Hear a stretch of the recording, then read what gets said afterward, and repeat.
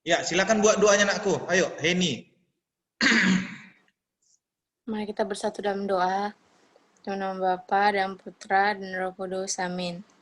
Selamat pagi Bapa, selamat pagi Putra, selamat pagi Roh Kudus. Terima kasih ya Tuhan atas berkat dan karunia yang Kau berikan kepada kami hingga pagi hari ini. Sebentar lagi kami akan memulai proses belajar mengajar kami ya Bapa. Berkatilah agar proses belajar dan mengajar kami agar berjalan dengan baik dan lancar. Berkatilah guru yang mengajari kami, berilah dia ketabahan, kesabaran, serta kesehatan ya Bapak, agar senantiasa terus dapat mengajari kami anak-anaknya. Terima kasih ya Tuhan, amin. Karena Bapak dan Putra dan Roh Kudus, amin. Iya, terima kasih ya Heni ya IPA 2 ya. Nanti penutupnya bisalah dari pas 1 ya. Oke, ini sudah mulai masuk ini ya. Nah, oke. Selamat pagi lah semuanya nak ya, biar kita mulai. Ya. Jadi kemarin Bapak sudah share ya, udah Bapak buat kemarin soal-soal banyak ya. Itu adalah sekalian kisi-kisi ujian nak ya. Iya. Jadi itu kalau nggak salah kita nanti ujiannya 3 bab ya. Tapi materi yang terakhir ini palingan soalnya cuman 5 soal aja. Iya. Nanti kan ujiannya 30 soal. Jadi itu banyak banyak sekali nanti yang Bapak kirim kemarin ya. Dari bab 2 kita sangat banyak ujiannya ya. Radiasi benda hitam. Makanya kita buat selalu soal-soal ya. Nah, itu kalian coba-coba aja nanti. Tolong dibuka kembali nanti Google-nya, kan nampak di sana soal-soal itu. Udah tahu lah kalian, udah ngerti kalian semester 1. Kayak mana caranya ya kalau Yolanda? Gitu dia. Nah, hari ini kita akan lanjut ya. Akan lanjut mana ini? Teori relativitas.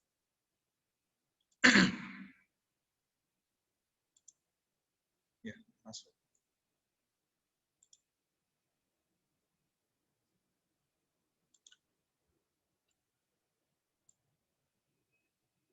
Iya, masuk ini 2 orang. Richard. Ya.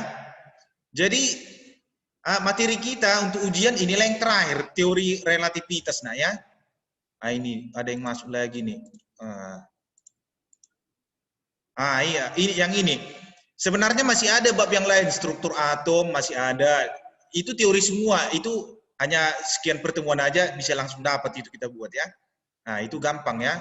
Yang ini yang banyak-banyak hitungan hanya di sini aja ya. Oke. Baiklah nak ya, supaya ini mempersingkat waktunya, Bapak buat aja yang ini. Ini materi teori relativitas ini banyak keluar di UN, ya banyak ini di UN ya, di UTBK pun ini banyak ya. Ini materinya sangat gampang. Kenapa sangat gampang teori relativitas? Anda hanya ingat rumusnya, baru ingat rumus Pitagoras, udah selesai. Ingat aja nanti rumus teorinya, baru masukkan Pitagorasnya. Jadi basicnya matematika Pitagoras. Jadi semua soal UTBK nggak nyampe 1 menit, nah. Nggak nyampe 1 menit ini menjawab soalnya ya. Nah, itu dia. Jadi 30 soal bisanya 10 menit. Pakai rumus Pitagoras nah ya. Jadi kalian ingat pasangan Pitagorasnya ya. Jadi sangat mudah.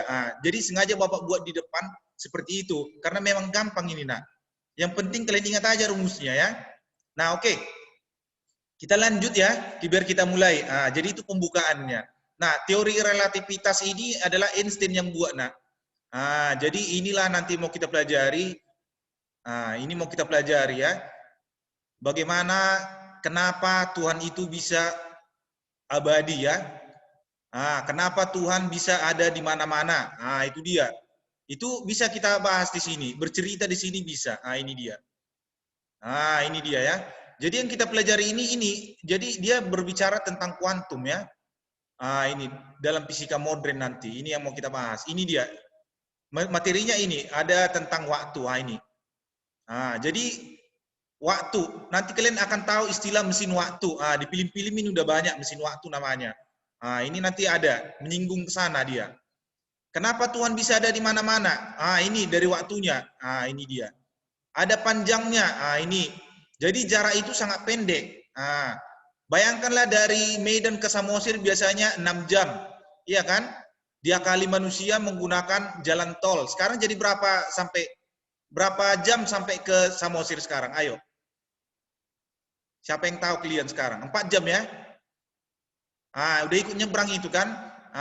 Kalau Tuhan nggak sampai 1 detik, nah 0,0000 sekian. Gitu dia. Kenapa bisa seperti itu? Karena kecepatannya sangat besar, nak. Sama dengan kecepatan cahaya, 3 kali 10 pangkat 8. 300 juta meter per sekon. Nah, itu dia, nak. Ini dia. Jadi waktunya sangat singkat, nak. Jadi mau berapa ribuan kilometer pun sebentar aja dibuatnya. Oke. Kemudian masanya nggak pernah ini. Dia selalu abadi, nak, masanya ya. Ini ada, nanti kita pelajari. Itu dia. Nah, hari ini yang kita bahas itu adalah yang mengarah ke yang ini. Ini sekedar aja transformasi Galileo, ini sekedar. Ini nanti postula Einstein ini memang versi UTBK biasanya. Ini UTBK ya, postula Einstein ya, ada 2 dia. Ini ya, transformasinya. Yang sering itu yang ini nanti bagian keempat. Kita bagilah waktunya. Oke. Nah, masuklah yang pertama ya. Ini hanya sekedar teori aja orang Galileo ini ya. Galileo. Ini hanya berbicara tentang ini kerangka acuan, nah, bermasuk kita. Apa sih maksudnya transformasi, perubahan, nah, ya? Transformasi itu perubahan, nah, itu dia. Perubahan apanya? Posisi, nah. Jadi benda itu kalau berpindah kedudukan berarti berubah dia, berarti posisinya yang berubah. Itu dia ya. Jadi di sini nanti bicara kalau bendanya berpindah, masanya berkurang enggak? Itu dia. Jadi kalau manusia berjalan, otomatis dia makin lelah dia. Kecapean dia, nak ya.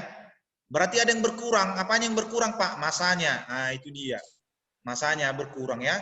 Tapi coba kalau manusia bergerak dengan kecepatan cahaya 300 juta meter per sekon, manusia tidak akan lelah, nak ya.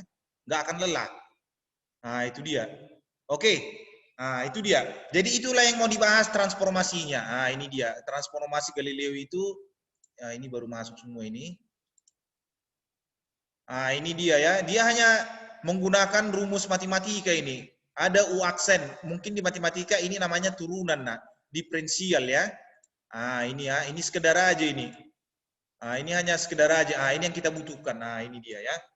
Jadi kalau percepatan, kalau menurut Galileo percepatan itu adalah turunan kecepatan dari, ya turunan pertama dari kecepatan. Ya, diferensial, nah ya. Jadi kalau kecepatan, Pak, kalau kecepatan apa, Pak? Turunan pertama dari perubahan posisi, nah.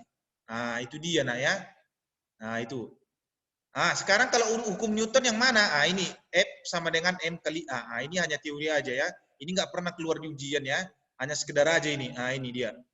Jadi transformasi Galileo ini hanya berbicara tentang ini perubahan posisi ya. Perubahan posisi dengan menggunakan rumus matematika. Menggunakan diferensial. Ini formula diferensial semua. Ini ya. Jadi nggak begitu dalam ini transformasi Galileo-nya. Oke ya. Nah, ini kawan kita ini Einstein ya, pendahulu ya. Aduh. Banyak kali yang baru masuk ini. Oke. Ini ya. Sekarang ini intinya Einstein ya. Oke, udah. Nggak ada lagi yang tambah ini. Oke. Jadi Einstein ini apa yang dibahasnya tentang relativitas khusus? Kita lihat dulu yang dibahas dia itu ada berbicara tentang kerangka acuan. Nah, ada kerangka acuannya. Artinya dalam hidup ini semuanya relatif, nah. Jadi kalau ada juara 1 di Stoda ini, juara 1 belum tentu sama dengan juara 1 yang ada di Sutomo atau juara 1 yang ada di Metodis. Siapa yang lebih pintar? Relatif, itu artinya ini, nah. Jadi ada kerangka acuannya. Acuannya terhadap siapa? Ini. Jadi kalau juara 1 di IPA 1, acuannya terhadap IPA 2 bagaimana? Ini berarti ada selisih nilainya. Terhadap mana dia juara? Gitu ya. Kira-kira gitulah ini. Jadi Einstein berbicara dalam hidup ini ada acuannya. Acuannya yang mana? Relatif semuanya dalam hidup ini. Itu dia, nak ya. Itu dia. Jadi benda itu pun seperti itu. Gerak benda itu seperti itu, nak. Jadi apapun gerakannya, semua hukum fisika itu bergantung kepada acuannya. Semua hukum fisika di alam semesta ini ya. Ini dia. Kemudian kecepatan cahaya di ruang hampa itu sama.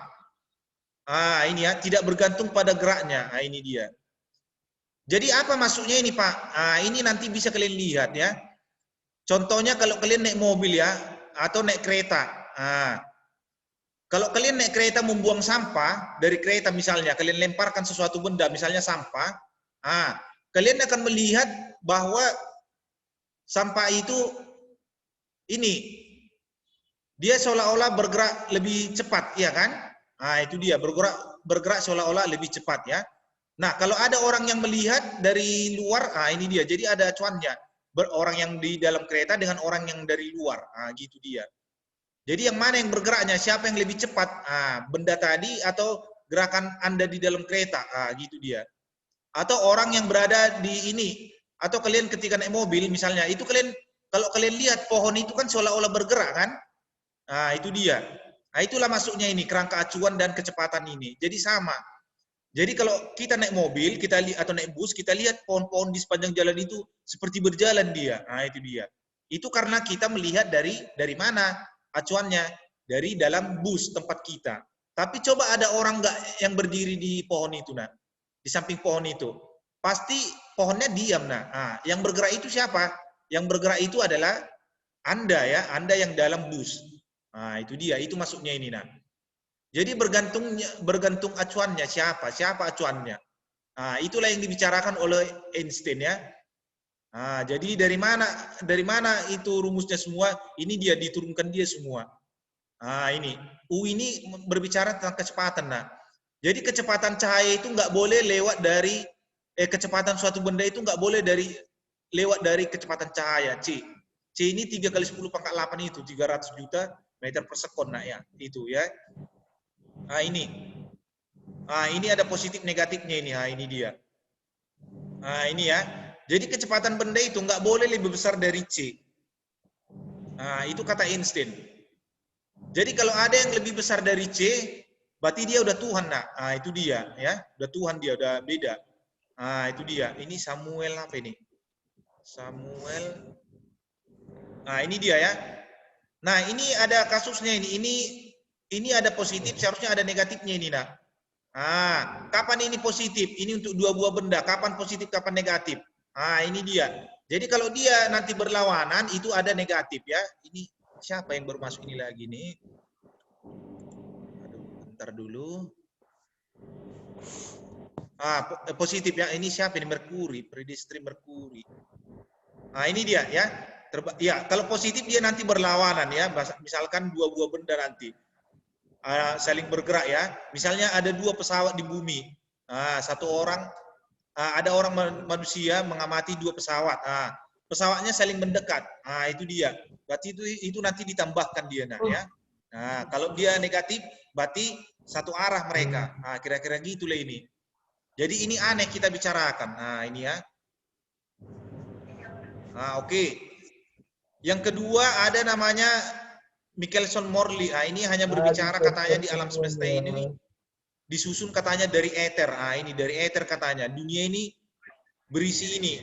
Ether katanya, zat kimia. Kalian mungkin belum belajar kimia ini. Ether ya. Polimer, di polimernya ini. Ini ether. Ini. Katanya seperti itu. Ternyata enggak ya. Ternyata tidak benar ya. Jadi ether itu bukan itu yang ini. Kecepatan cahaya tidak sama dengan itu. Ya, cahaya itu bukan terbentuk dari ether ya. Oke, itu dia masuknya.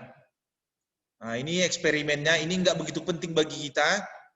Ini hanya sekedar teori. Ini yang penting bagi kita, transformasi Lorentz, ya. Ini tadi yang Bapak singgung. Ini. Jadi transformasi Lorentz inilah yang dipakai nanti untuk Einstein, positif negatifnya. Kapan dia bertambah, kapan dia berkurang, itu aja kalian hafal, Kata kuncinya kapan dia positif, kapan dia negatif. Positif. Jadi tergantung acuannya ya. Jadi kalau satu orang mengamati dua benda yang bergerak saling mendekati, ya udah tambahkan aja. Kalau dia nanti negatif, berarti mengamati dua benda yang satu jalan, satu arah. Itu aja. Itu aja kata kuncinya. Ini siapa ini baru masuk lagi? Yeremia. Oke. Itu dia, ya. Nah, jadi yang ini sering keluar, ini. Ini keluarnya di UTBK ya, bukan di UN. Ini nggak pernah keluar di ujian nasional. Terus terang aja. Berarti ini sekedar mempelajari aja kita ini. Transformasi Lorentz. Ya, ini hanya transformasinya. Ya. Ini standar UTBK. UN ini nggak pernah ini, nggak pernah Bapak lihat. Kalau yang ini semua ke UN. Inilah dia nak. Kok nggak bisa ini? Rio Purba baru masuk. Aduh, oke lah. Bentar ya. Inilah dia nak. Nah, kata Einstein, inilah inti kita. Ini standar UN ya, masuk di sini. Nah, kata Einstein, ini ternyata kalau ada sebuah benda bergerak dengan kecepatan cahaya atau mendekati ya, mendekati kecepatan cahaya, maka dia bisa tidak kelihatan. Ini dia. Bisa tidak kelihatan, nah. Ini dia contoh panjang. Ini panjang. Kata Einstein ya. Ini rumusnya ditemukannya ketika dia sedang pangkas ini. Ini ya. Ini bukunya pernah Bapak baca ini ketika Einstein sedang berpangkas katanya, ternyata 200 pertanyaan ada muncul. Apa itu pertanyaannya? Salah satu panjang ini, nah. Ini dia. Kenapa benda yang terbang di angkasa itu, contohnya pesawat lah. Kenapa pesawat kita lihat di atas itu cuma 10 cm? Itu dia. Atau kenapa pesawat yang terbang pas di atas kepala kita, pas menghadap ke wajah kita, di depan kita, pas di depan wajah itu, di atas, terbang, itu kelihatan seperti berhenti. Kenapa bisa demikian? Kenapa kelihatan pesawatnya seperti berhenti? Itu dia. Itu dipikirkan oleh Einstein. Manusianya aneh ini Einstein ini. Ini dia. Ya, sangat aneh ya. Yang tak perlu dipikirkannya. Tapi memang kenyataan. Kenapa pesawat itu kok kelihatan kecil di atas, nak? Siapa yang pernah membaca ini ceritanya? Ceritanya adalah ruangnya. Kata Einstein ada ruang, nak, ada dimensinya. Ruang pesawat, dimensinya, makanya dibilangnya dimensi kita berbeda. Kalau kita di bumi melihat pesawat, dimensi kita berbeda dengan orang yang dalam pesawat, nak. Itu dia. Kata kita yang melihat pesawat yang di angkasa itu di udara itu tambah kecil dan bergerak. Kita lihat ada yang bergerak, kadang berhenti. Kita lihat ya. Itu tergantung kita yang melihatnya, nak. Karena kita dimensinya berbeda dengan orang yang dalam pesawat. Itu dia. Jadi kalau orang yang di dalam pesawat, dia merasa pesawat itu seperti, kalau dia jalan, pesawat itu seperti diam, nak. Itu dia. Manusia itu seperti diam di dalam pesawat, menurut dia. Kalau kalian ke toilet di pesawat kan, seperti diamnya kalian di pesawat itu kan, seperti nggak berjalan dia, nak, kita rasa. Itu dia. Makanya, dan lebih anehnya lagi, kita lihat ke bawah, kan bisa kita intip dari jendela itu, rata semua manusia di bawah itu, kecil-kecil semua. Bahkan nggak nampak kan gedung-gedung pencakar langit pun kecil semua. Itu dia. Karena dimensinya katanya berbeda. Itu dia. Makanya mengerikan ini manusianya, Einstein. Ini dia ya. Ini. Ini di bimbel kalian sudah dibahas ini. Jadi rumusnya katanya, kenapa bisa tambah pendek dia? Bayangkanlah. Ini. Katanya inilah ada faktornya. Ini faktornya ini. Faktornya ini kecepatan cahaya itu, nah, kecepatan bendanya. Ini P-nya. Kecepatannya, kecepatan benda bergerak itu, nah, terhadap C, kecepatan cahaya. Jadi nggak boleh kecepatan cahaya itu, kecepatan benda itu lebih besar dari cahaya. Ini dia. Nggak boleh dia lebih besar dari C. Inilah dia. Mungkin di bimbel kalian ini rumusnya, apa yang kalian buat ini rumusnya, nah? Kalau di bimbel mungkin gini kan, L sama dengan apa kalian buat ini, kalau kalian ingat. Ayo. Joshua Stephen, apalah kalian buat ini rumusnya? Kalau Bapak buatnya begini. Apa yang kalian buat di sana, Stephen? Joshua Stephen, ayo. L0 kayak mana? L0, ayo, Stephen. Pernah lihat gini? Gini kalian buat kan? Kalau di les kalian gini kan?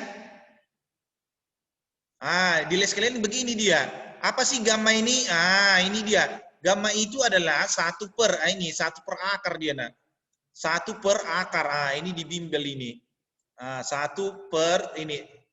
P kuadrat per C kuadrat. Ini dia. Ini dia ya. Ini dia. Ada yang buat rumus begini. Ini aja kalian hafal. Boleh ini.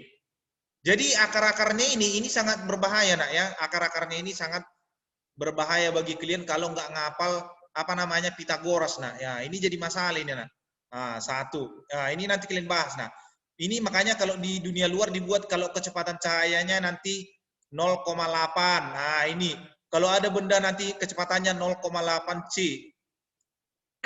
Nanti kalian disuruh buat. Maka ini adik ya pasti gitu kalimatnya kan kata tentornya. Maka gammanya berapa? Ayo siapa yang ingat? Halo. Siapa yang tahu ini berapa gammanya? Maka dia adalah 0,6. Ini jawabannya nah. Ini. Gitu-gitu dia. Ini Rio Purba baru masuk lagi. Kalau Bapak balikkan, kalau P-nya nanti 0,6. Ini. Kalau 0,6 C, berapa gammanya? Ini rumus cepatnya dibilang nah ya. Ini rumus cepatnya. Ini maka ini jawabannya 0,8. Gitu dia. Kalau P-nya nanti 0,5. Bayangkan ada benda berkecepatan 0,5, setengah dari kecepatan cahaya. Maka berapa gammanya? Ayo Magdalena, berapa ini jawabannya? Maka ini ayo berapa yang kalian ingat? Maka ini adalah setengah akar 3. Ini dia. Ini biasanya di bimbel katanya rumus cepat ini. Tapi ini punya kelemahan, nah hati-hati kalian. Itu kan kalau nilainya 0,8, 0,6, 0,5. Bagaimana kalau 2/3? Udah stres kan? Jadi kalian hafalnya dimainnya di Pitagorasnya nah. Pitagoras kalian buat. Ini aduh baru masuk ya Mima ini. Ini di jam berapa? Oke. Ini versi bimbel biasanya ini versi bimbel dibuat ini ya. Nah, ini punya kelemahan nah. Jadi kalau kalian tes masuk ke Airlangga ini udah kalah nak ya, nggak bisa, ini nggak bisa dipakai. Kalau masuk misalnya jalur mandiri ini udah kalah dia. Ini dia. Kalau P-nya 2/3, nggak udah gawat ini, nggak tahu lagi dia. Berapa dia? Kalau dia 1/4, 1/4 itu kalau ada benda kecepatannya 1/4 C.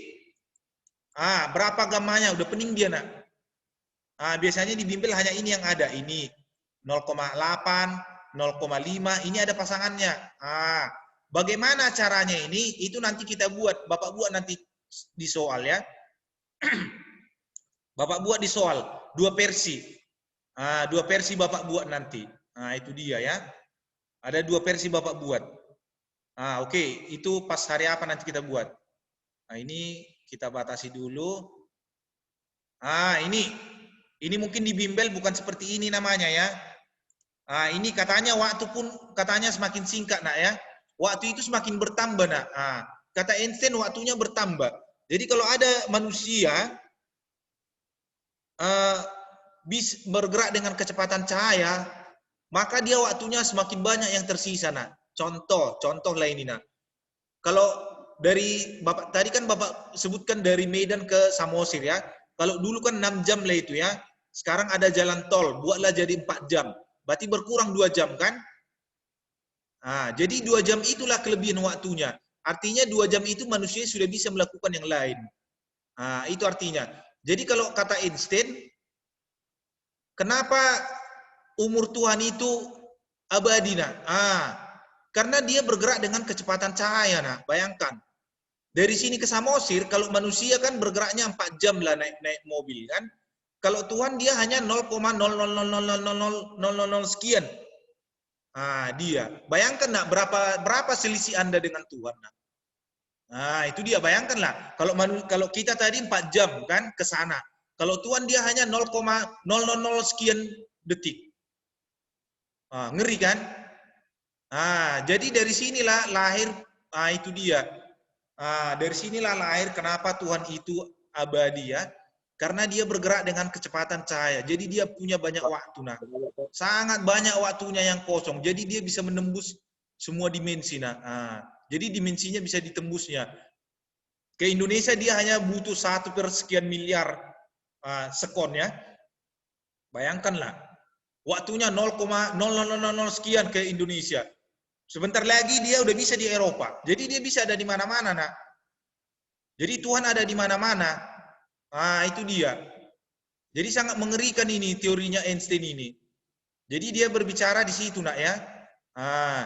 Jadi kenapa Tuhan ada di mana-mana seperti lagu kita sekolah minggu? Ya seperti inilah teorinya. Dia hubungkan dengan agama. Ini ya, oke. Dihubungkan dia dengan agama itu nak ya. Itu dia. Jadi dia bisa mencoba menghubungkan agama itu ke sana. Ini dihubungkan dia dari rumus ini. Mungkin kalau di bimbel inilah rumusnya ya. Inilah rumusnya kalian di bimbel. Delta T dipakai bukan T ya, Bapak buat T. Sama aja ya. T ini perubahan waktu. Itu dia.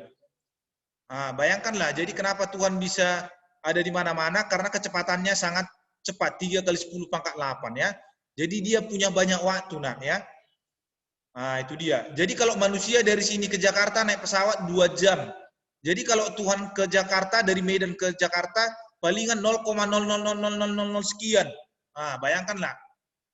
Jadi kalau manusia naik pesawat aja dia sudah 2 jam. Bayangkan dengan sekarang kalau seandainya kecepatannya seperti Tuhan nak ya.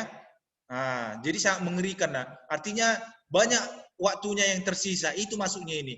Jadi kata Einstein, benda yang bergerak dengan kecepatan cahaya atau hampir mendekati kecepatan cahaya, maka dia punya waktu yang sangat banyak. Waktunya bertambah. Itu dia. Makanya astronot lebih awet muda nak. Seperti yang kemarin ya, Neil Armstrong itu ya. Umur dia meninggal itu kalau nggak salah 86 ya, 86 tahun dia kalau nggak salah. Itu dia. Padahal teman-temannya udah meninggal semua. Udah duluan mereka. Jadi astronot itulah sebagai contoh ya. Kenapa Tuhan itu bisa awet muda? Contohnya mendekati astronot nah ya, menggunakan pesawat ruang angkasa.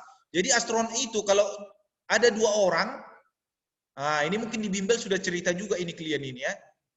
Satu terbang ke angkasa, satu lagi tinggal di bumi.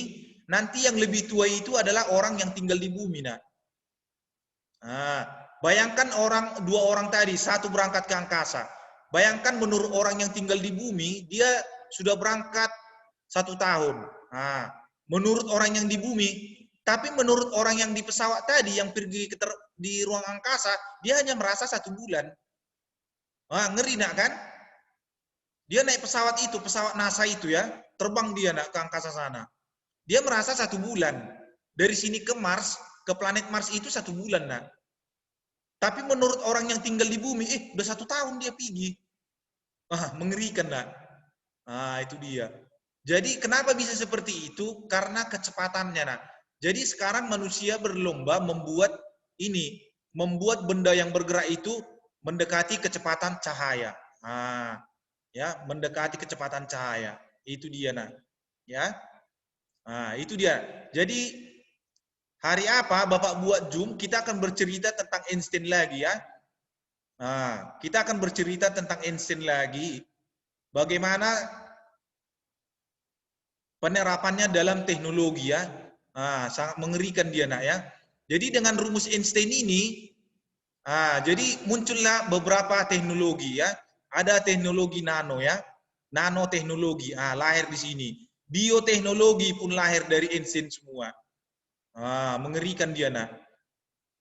Jadi sangat luar biasa nak ya. Sangat luar biasa. Bahkan manusia kalau bisa bergerak dengan kecepatan cahaya, dia akan bertambah, masanya nggak berkurang nak. Masanya nggak akan lapar-lapar nak ya. Nggak lapar lah. Coba kalau dari sini ke Samosir tadi 4 jam, kita pasti singgah di Siantar makan kan? Pasti singgah kita di Siantar makan. Iya, Pak. Waktunya 4 jam kan? Udah pasti. 4 jam kita pasti pasti makan makan siang di Siantar, udah pasti. Coba kalian kalau kecepatan cahaya, butuh waktu dari sini ke Samosir 0,00000 sekian. Nggak perlu makan nak. Itu dia. Jadi kita nggak perlu makan. Itu dia sangat mengerikan nak. Berarti terakhirnya seperti roh lah kita itu nanti. Itu sangat mengerikan nak ini. Ini Einstein ini sangat luar biasa nak ya. Sangat luar biasa. Ini dia. Bahkan ini dipakai untuk ini, untuk atom pun dia bisa buat. Kalian sudah tahu penemu bom atom kan? Bayangkanlah dari satu partikel yang kecil segini bisa menjadi besar. Kok bisa tambah besar, Pak? Orang kecepatan membelahnya apa namanya partikel atom yang di dalam bom atom itu ya mendekati kecepatan cahaya. Masanya makin besar, nak. Seperti itu dari sini ke Samosir tadi 6 jam. Iya kan? Pasti makan di Siantar. Iya kan? Kalau bomnya nggak perlu, nak. Nggak perlu dia. Ada sisa waktunya. Masanya makin besar, nak. Itu dia. Mengerikan, nak. Ini dia. MC kuadrat itu kan. Ini dia. Di MC kuadrat itulah dia lahir, nak. Ini. Di situ dia. E sama dengan MC kuadrat. Itu bayangkan, nak.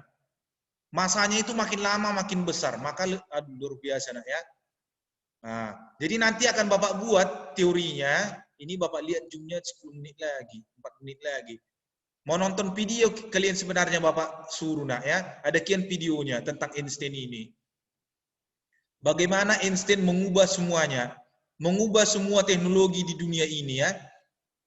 Jadi Einstein yang mengubah semuanya, membuatnya, pelopornya, nak ya. Mungkin atas berkat karunia dari Tuhan dia mengubahnya.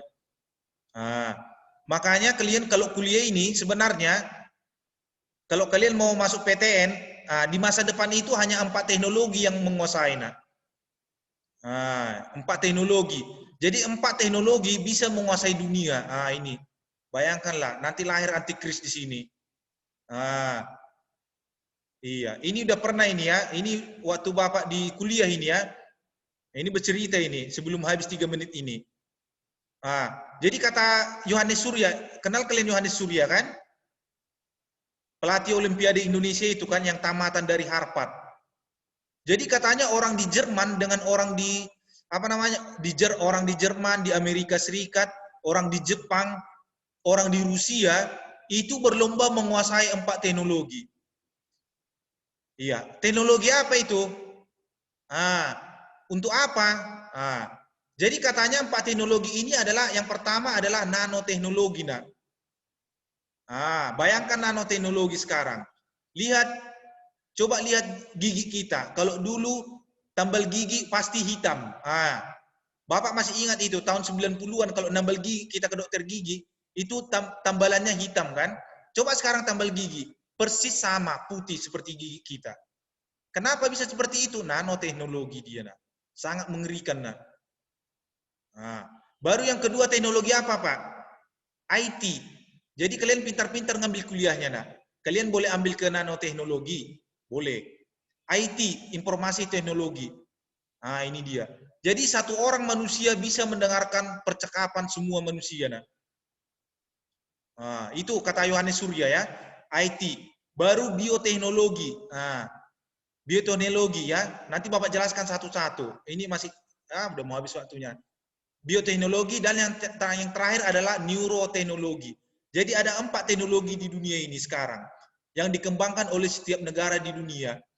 Siapa yang menguasai nanoteknologi, bangsa apa yang menguasai IT, bangsa apa yang menguasai bioteknologi, bangsa apa yang menguasai neuroteknologi, dia akan menguasai dunia, nak.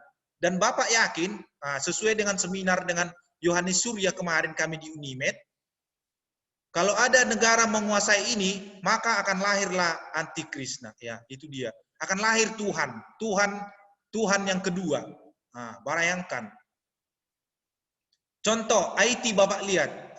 Kalau IT lah, kalian sudah tahu kan? Ada nggak manusia yang bisa mendengarkan percakapan semua presiden di dunia? Ayo, siapa yang ingat kalian? Ada nggak yang bisa mendengarkan percakapan semua presiden di dunia ini? Ke toilet dia tahu. Kemana presidennya? Tahu dia. Kalau lagi rapat PBB, di situ semua presiden dari dunia kan? Dari seluruh dunia. Ada satu manusia yang bisa tahu mereka semua. Nah. Ayo, siapa namanya? Ayo.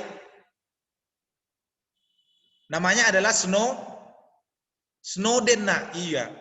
Bayangkan hanya menguasai satu teknologi, satu IT, informasi teknologi. Tahu dia semua percakapan presiden, nah. Semua di dunia ini. Bayangkan nanti kalau lahir satu manusia lagi, yaitu antikris, nah. Dia akan tahu semua percakapan semua manusia di bumi. Kok bisa tahu dia, Pak? Karena punya akun. Kalian punya akun Google kan? Bayangkan nak, siapa sekarang yang pakai handphone, pasti dia punya akun Google. Dia akan bisa sadap semua nak. Bisa disadapnya semua nak, bayangkan nak.